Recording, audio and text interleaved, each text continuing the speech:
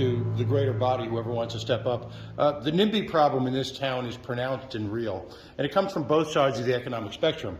On one level, you have former Mayor Paolino, who has worked overtime, almost his life's mission, to inoculate Kennedy Plaza from any vestiges that would impact his property values. On the other extreme, you had Echo Village on the south side, and you've got people in this room who are applauding donations to the Rhode Island Foundation, who openly opposed Echo Village, and that would have provided at least some interim housing.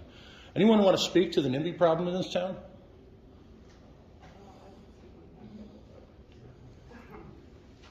Thank you for that question. You know, I would speak on Echo Village. I would actually was a part of the ward and the decisions of the education complex community who did not get thorough outreach.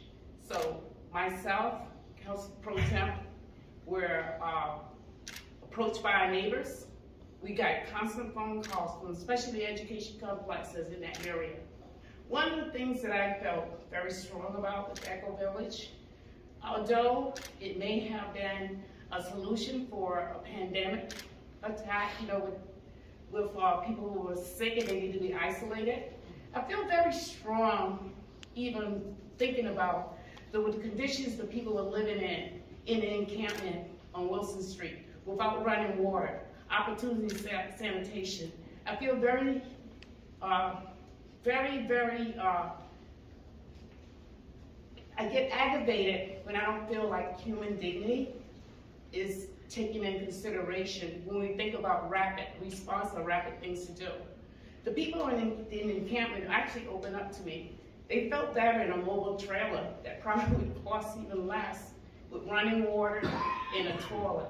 So the Echo Village may have been a solution, probably for people who were ill, but at that time I didn't feel myself that I could even entertain people being in a condition that they were not, you know, able to live in dignity. That's just me, Councilwoman Harris. Thank you for that question. But any reaction to the ongoing assault that takes place in people's civil liberties in terms of Kennedy Square, particularly at the insistence of I can't speak on that because I've always, you know, when I got on council, I opposed the smoking bill. I was the one that stood up and said, no, do not marginalize or push anybody from any space. I don't believe in displacement. I fought all my life not to be displaced, and I will not, you know, I would not support that. Thank you. Ms. Santelli, while you're up there, can you give me an estimate, and I know this is a broad question, but when money is accorded to your organization, how much of that ends up being charged off to overhead and administration and if you will, non-functional costs?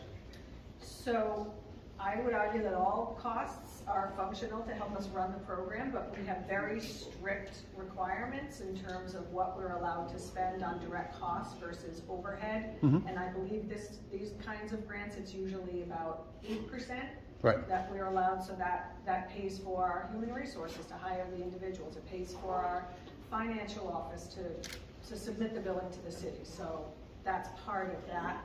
And all of the rest pays for the expenses associated with direct assistance. No, we asked that because viewers of us have contacted us about the overall cost, particularly with regard to executive salaries of organizations like yours. In 2019, I believe the top 5 officials made close to $1 million in the aggregate out of a $15 or $16 million budget. Do you consider that excessive? I don't know what data you're responding to, but I will say from Crossroads' perspective, we go through an annual review with GuideStar, and we just received their 2nd highest rating for nonprofits and fiscal accountability, so I'm proud of the work we do.